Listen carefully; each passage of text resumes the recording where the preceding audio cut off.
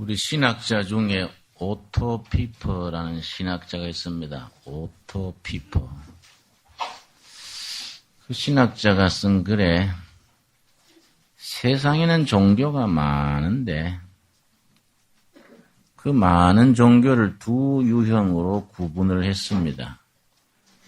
크게 두 가지 종교가 있다는 거이지요. 첫째는 자신의 운명, 환경과 처지에 대해서 운명이다, 숙명이다, 그냥 받아들이는 종교, 순응하는 종교, 적응하는 종교라고 그랬습니다.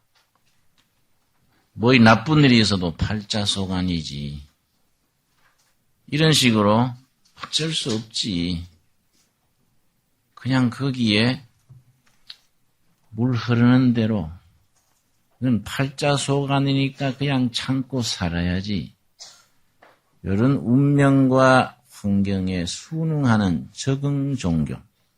두 번째는 운명에 대해서 저항하고 변혁하는 종교. 운명에 대해서, 환경에 대해서 순응하는 종교로서 이슬람, 힌두교, 불교가 가깝다고 지적하고, 저항하는 종교, 변혁을 도전하는 종교로서 기독교와 공산주의를 오토 피퍼가 들었습니다. 공산주의는 종교가 아니지만은 그 신봉자들에게 있어서는 이데올로기가 종교화되는 종교 수준의 이데올로기라는 점에서 기독교와 공산주의는 변혁에 도전하는 종교라는 겁니다. 저 중동지방 모슬렘 신앙을 이렇게 받아들인 지역에 다녀보면은 계속해서 듣는 말이 인살라입니다. 인살라. 좋은 일이든 나쁜 일이든 거기에 대해서 인살라, 알라 신의 뜻이다. 누구한테 속여도 인살라 한마디면 끝나요. 알라 신의 뜻이니까 이거는 뭐 요지부동이지요. 그 인살라 때문에 모슬렘 사회가 정체되고 발전이 안 된다는 겁니다. 인도에 가보니까요, 길거리에 죽어가는 사람들이 절비한데 굶어 죽는 거예요. 굶어 죽는 사람들이 얼굴이 편안해요. 그 사람들의 생각이 뭐냐면은 전생에 인연이 나빠서 굶어 죽는데 이 생에 굶어 죽어도 착한 마음으로 죽으면 내세에 부잣집 아들로 태어나게 돼 있으니까 부잣집 아들로 태어날 걸 생각하고 기분 좋게 굶어 죽는 거예요. 아주 행복한 겁니다. 지금은 굶어 죽어도 다음에 태어날 부잣집에 밥상 생각하면서 죽으면 괜찮을 것 같아요. 내 생각에도. 그게 적응하는 종교예요. 기독교는 전혀 그렇지 않습니다. 저항이죠. 저항. 이거는 하나님의 뜻도 아니고 내 뜻도 아니고 잘못되어 있는 것, 이거는 고쳐야 된다. 철저하게 저항해서 변화시키는 겁니다. 초대교회의 바울 전도대에 대해서, 초대교회 우리 성도들에 대해서 세상 사람들이 뭐라고 불렀냐면은 사도행전 17장을 보겠습니다. 사도행전 17장 1절 보면은 초대교회 바울 전도대가 데살로니가 시에 들어갔는데 바울 전도대 복음 전하는 것을 방해하는 사람들이 시장에 불량배, 깡패들을 돈을 주고 사가지고 해방을 놀면서 바울 전도대를 고소한 내용이 사도행전 17장에 나옵니다. 초대교회 이런 바울과 그 사람들 그 시대에 비하면 요즘 교회는요, 너무 매가리가 없고 너무 조용해요.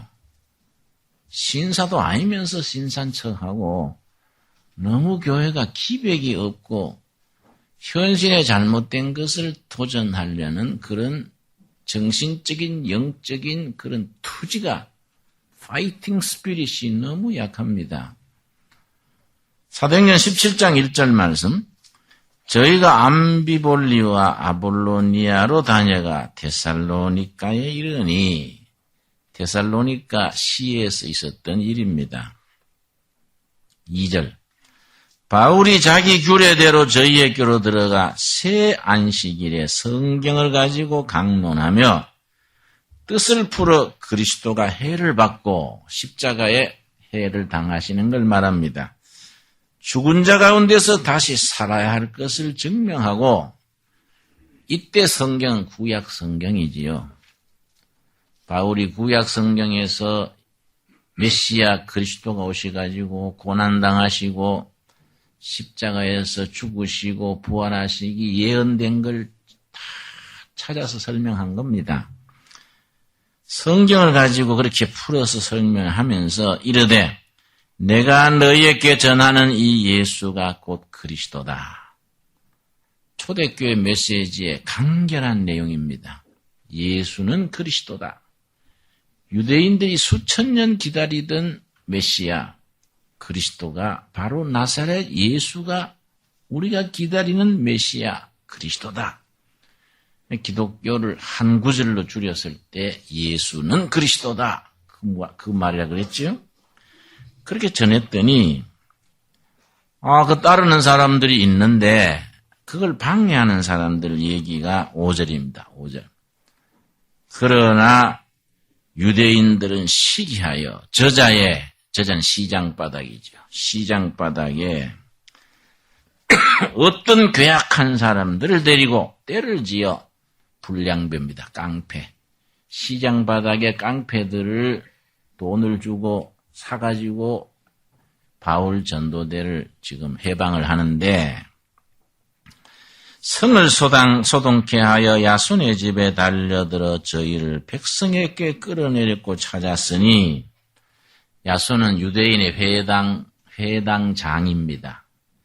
유대인의 회당장 야손이 바울 전도대를 장소를 빌려줘가지고 말씀을 전하게 한다고 그 집을 빌려준 야손을 지금 해코지 하는 겁니다. 6절 말씀. 6절, 7절이 초대교회 전도대가 어떤 고소를 당했느냐, 그 내용입니다. 발견치 못함에 야손과 및 형제를 끌고 읍장들 앞에 가서 소리질러 가로되, 고당 같이 읽겠습니다. 천하를 어지럽게 하던 이 사람들이 여기도 이르렀다. 천하를 어지럽게 하는 사람. 온 세상에 다니면서 소란을 떠는 사람. 근데 영어 성경에는, 내가 가지고 있는 영어 성경에는 실감나게 번역을 했는데요. They have turned the world. 세상을 뒤집는다. upside down. 세상을 거꾸로 뒤집으러 다니는 사람. 반체제 인사. 혁명 분자. 세상 기존 질서를 뒤집으러 엎으로 다니는 upside down. 세상의 기존 질서 완전히 뒤집으러 다니는 혁명 분자들이다. 그래서 7절 말씀. 야손이 드렸도다. 이 사람들이 다 가이사의 명을 거역하여 로마 황제 치하에서, 로마 황제 케자로, 로마 황제 시저의 명을 거역하여 말하되 다른 임금 곧 예수라 하는 이가 있다 하더이다. 로마 황제를 따르지 않고 새로운 황제, 예수라는 황제를 내세워서 세계를 뒤집어 엎으러 다니는 사람들이다. 고발한 겁니다. 다른 임금 예수. 영어 성경에는 The Another King Jesus. 로마 황제가 이거는 인정 안 하고 다른 황제, 예수라는 황제를 내세워서 세상을 뒤집어 엎으러 다니는 사람들이다. 사실은 바울 전도대가 칼 한 자리 있습니까? 군자금이 있습니까? 그냥 가슴에 복음을 품고 전도하러 다니는 거예요.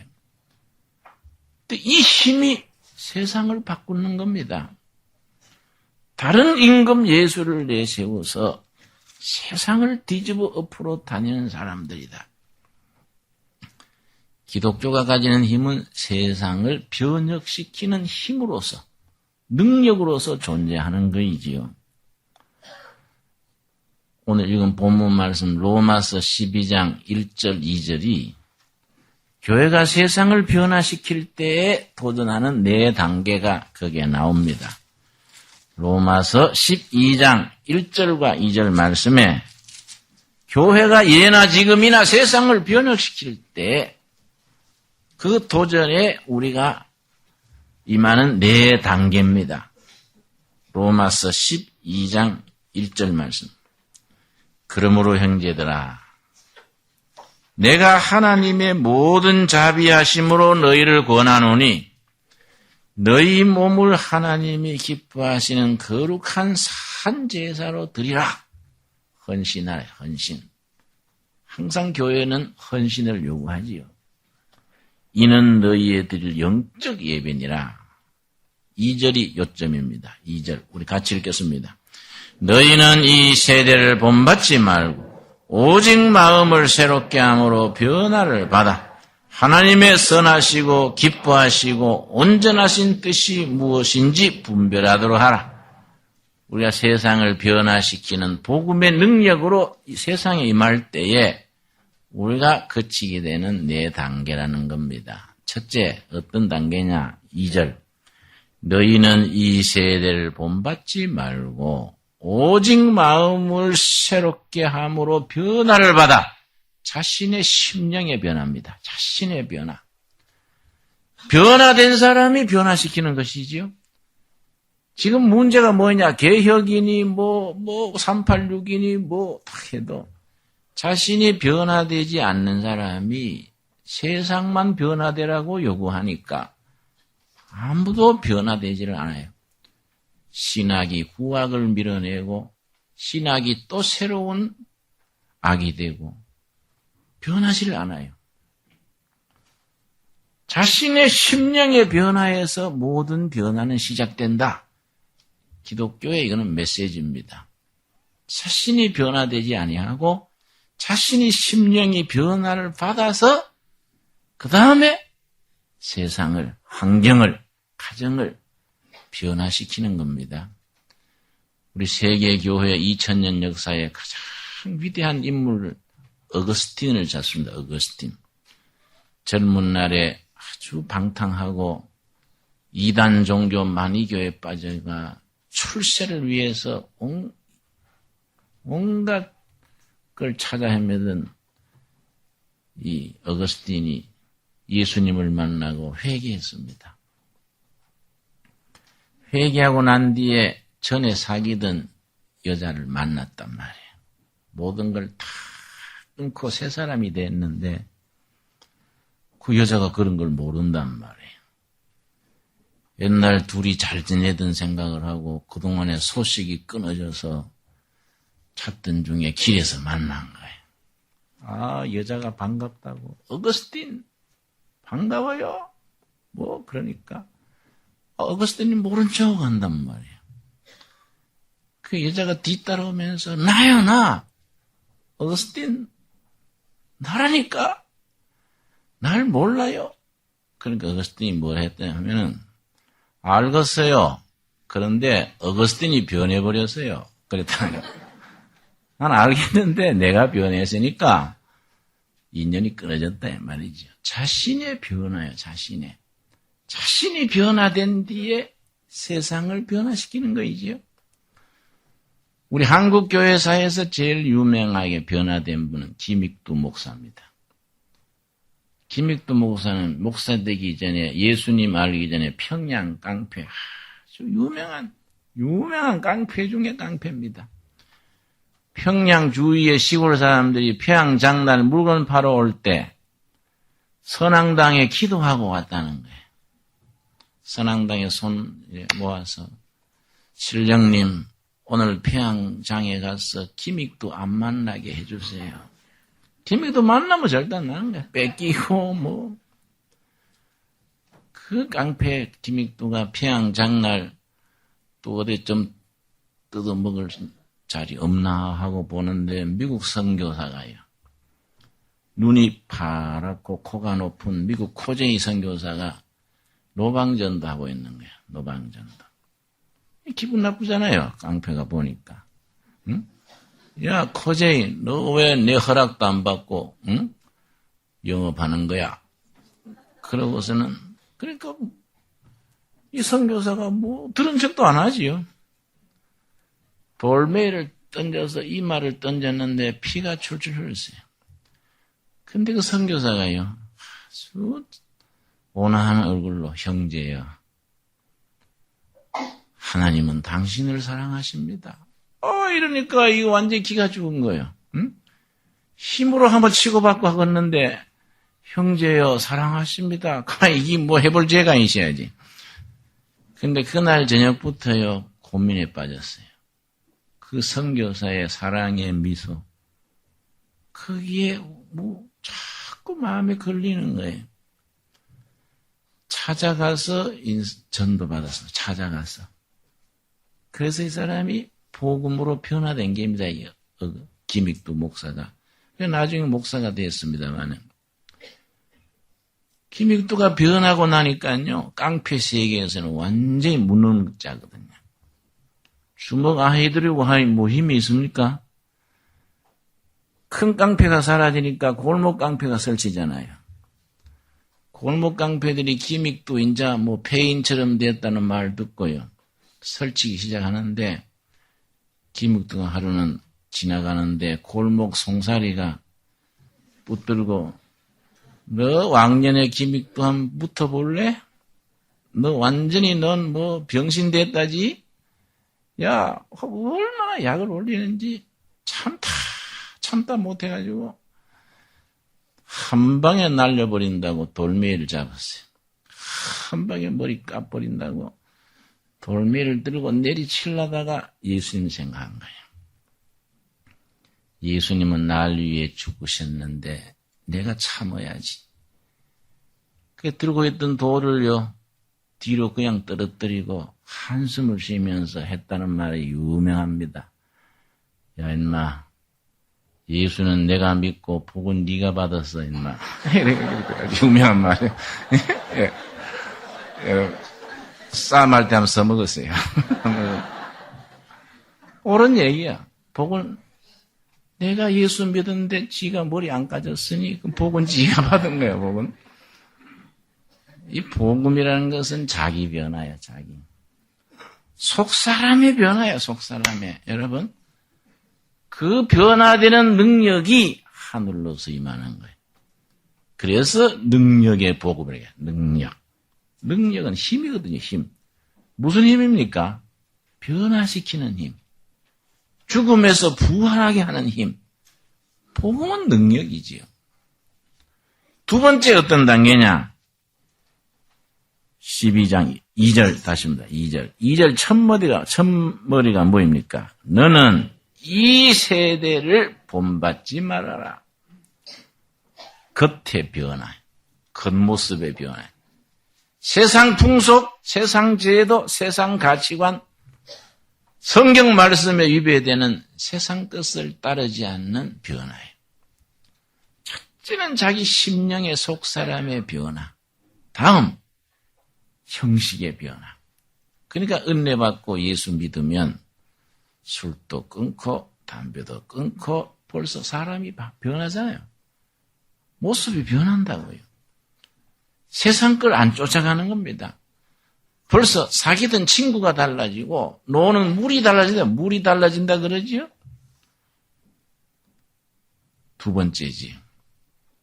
세 번째가 2절 말씀 다시 읽습니다. 2절 우리 다시 한번 같이 읽읍시다. 너희는 이 세대를 본받지 말고 오직 마음을 새롭게 함으로 변화를 받아 하나님의 선하시고 기뻐하시고 온전한 뜻이 무엇인지 분별하도록 하라. 하나님의 뜻을 헤아리는 겁니다. 하나님이 나한테 원하시는 게 뭐인가? 이 사명을 찾는 거예요. 사명. 하나님이 나한테 원하시는 게 뭐인가? 내가 할 일이 뭐인가? 내가 뭐를 위해 부르심을 입었는가?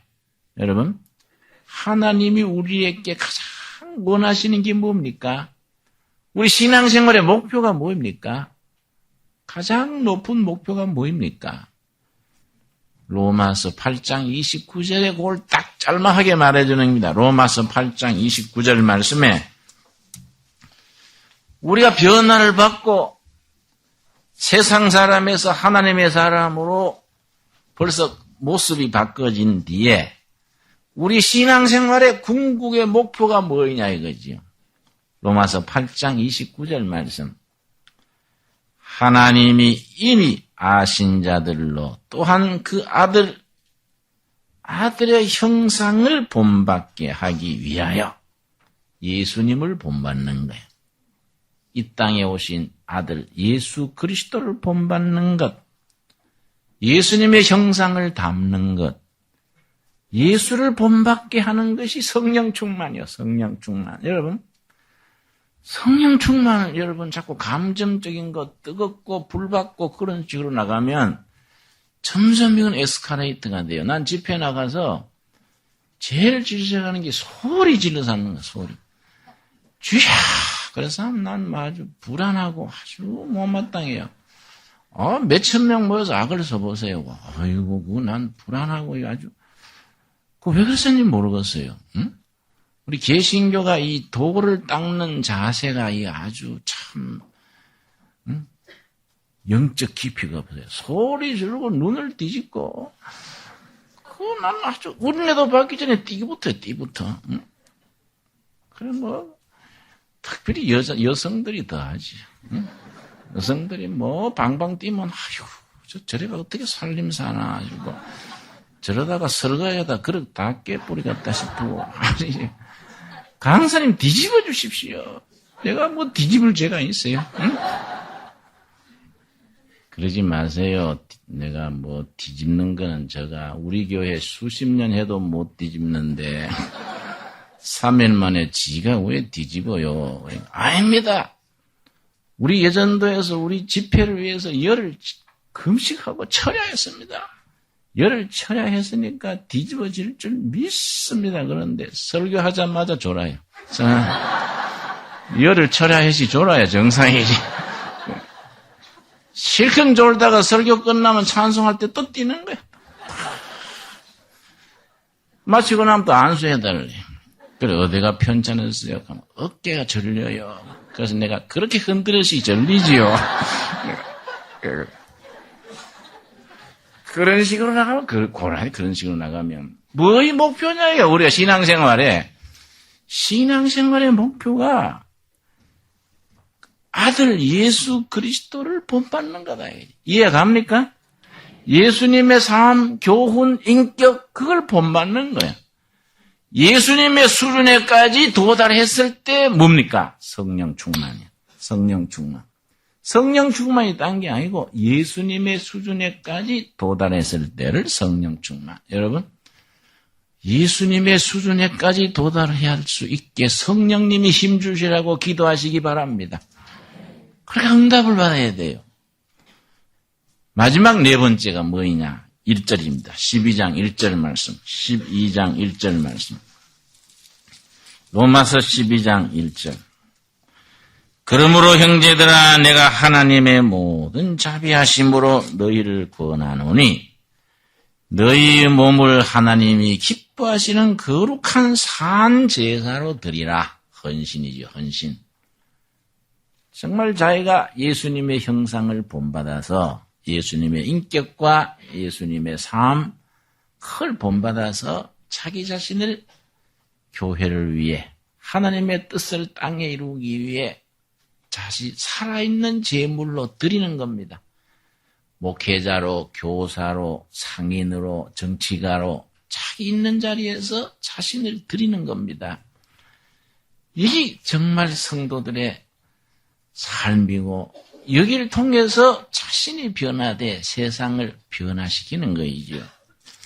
기독교 신앙은 철저한 변화의 신앙입니다. 그걸 아주 복음서에서 절절히 장마다 강조한 게 요한복음입니다. 요한복음 1장 42절에 보면은 예수님의 제자 중에 제자 베드로를 처음 만났는데 베드로를 예수님이 처음 만나가지고 첫 마디가 뭐냐면은 요한복음 1장 42절 데리고 예수께로 오니 요한의 형제 안드레가 자기 형을 예수님께 데려왔습니다.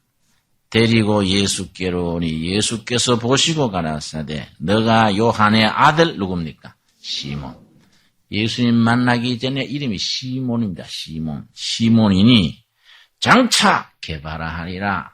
번역하면 베드로다. 장차 미래죠. 미래. 예수님 만나기 전에는 시몬, 만난 후는 베드로, 게바. 변화입니다. 변화. 시몬이 게바로, 베드로로 변화되는 질적 변화. 이게 크리스찬이 되는 거예요. 시몬이 베드로로 변화가 되고 사울이 바울로 변화가 되는 역사. 우리가 신앙생활을 하면 속사람의 질적인 변화를 일으킨 겁니다. 질적으로. 그 변화된 사람이 가정, 세상, 시대를 변화시키는 거이죠. 여러분 2장 1절 사흘 되던 날에 갈릴리 가나에 혼인이 있어.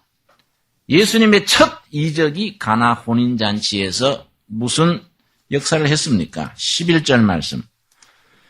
말하되 사람마다 먼저 좋은 포도주를 내고 취한 후에 낮은 것을 내거늘 물을 포도주로 변화시키는 것. 질적인 변화지요. 물은 놔두면 썩어버리지요. 포도주는 갈수록 소중하지요.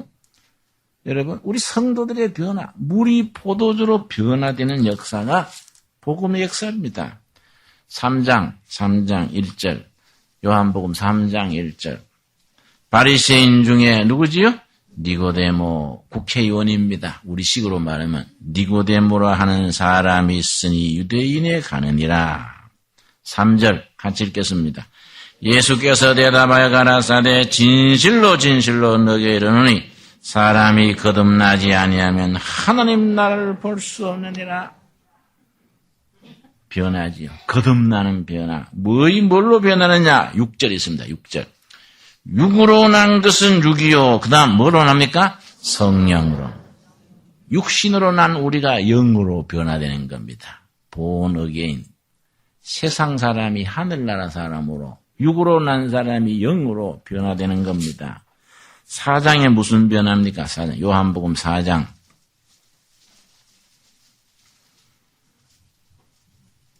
3절 말씀. 4장 3절. 유다를 떠나사 다시 갈릴리로 가실새 사마리아로 통행하여야 하겠는지라. 5절 말씀. 사마리아에 있는 수가라 하는 동네에 수가성 우물가의 여인, 물장사 출신, 5 남편을 거쳤는 참 불행했던 여인, 그 여인 만나서 예수님이 잠시 동안의 대화를 통해서 그 여인을 본질적으로 변화시켰지요. 28절 말씀. 28절. 그렇게 참 방황하고 어려운 인생을 살았던 여인이 예수님과 잠시 대화하고서 심령이 변화가 돼서, 그래서 상담학에서는 인간 상담의 가장 성공적인 상담의 사례를 요한복음 4장 수가성 우물가의 여인과 예수님과의 대화, 이걸 상담학에서는 교과서로서 봅니다. 예수님과 대화하고 나서 그 불행했던 여자, 이 남자 저 남자 거쳤던 여자가 어떻게 됐습니까? 28절 같이 읽읍시다. 여자가 물동이를 버려두고 동네에 들어가서 사람들에게 이르되 나의 행한 모든 일을 내게 말한 사람을 와보라. 이는 그리스도가 아니냐. 메시아다야. 물동이를 버려두고 기죽어서 숨어다니는 여자가 전도자가 된 거야. 이 사람이 그리스도가 아니냐. 예수님을 만나면 열등감이나 이런 게 다 치유가 되고 용감한 전사가 되는 거예요. 당당해지는 거예요. 이게 심령의 변화지요. 얼마나 위대한 변화입니까? 5장 1절 말씀. 5장 1절 말씀. 그 후에 유대인의 명절이 있어 예수께서 예루살렘에 올라가시니라. 예루살렘에는 양문 곁에 히브리 말로 무슨 못이 있다고요?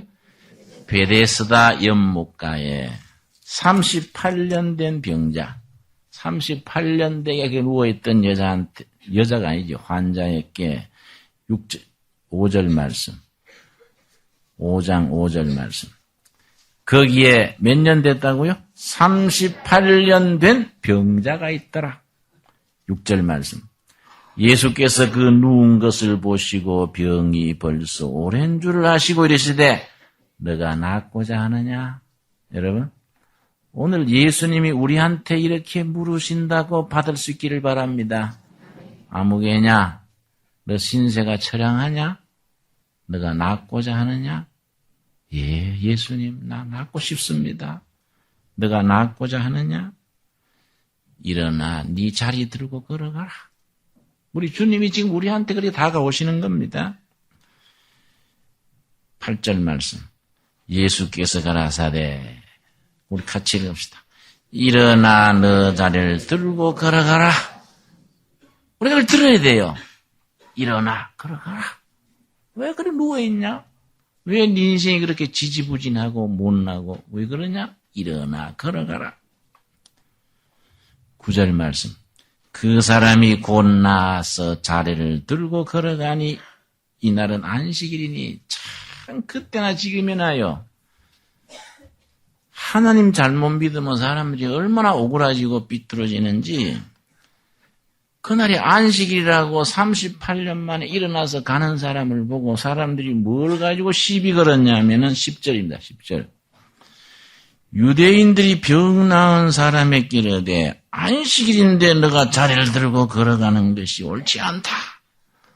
아, 이렇게 하면 또 신경질 나지요. 응? 옆에 있으면 한 바지를 차버리고 싶지요. 그 사람이 나가지고 가면 박수를 쳐주고 감격해줘야 될 텐데 너 안식일날 자리에 들어가면 되냐? 나 참. 아유, 그래서 어려서부터 예수 잘못 믿는 사람 옆에 있으면요. 아이고, 같이 우울해지고요. 주여, 이 사람 좀 안 만나게 해주십시오. 싶고. 천당에도 그런 사람 같이 가면 피하고 싶어요. 그 옹졸하고 좁고 혼자 잘나고 엉뚱한 걸 따지는 게 엉뚱한 걸. 변화가 돼요. 사고방식이 변화가 되고 삶이 변화가 되고 38년 누워있던 자리에서 자리를 들고 일어나 거라. 아, 멋있습니다. 가장 클라이막스 중에 하나가 6장입니다. 6장. 6장 1절 말씀.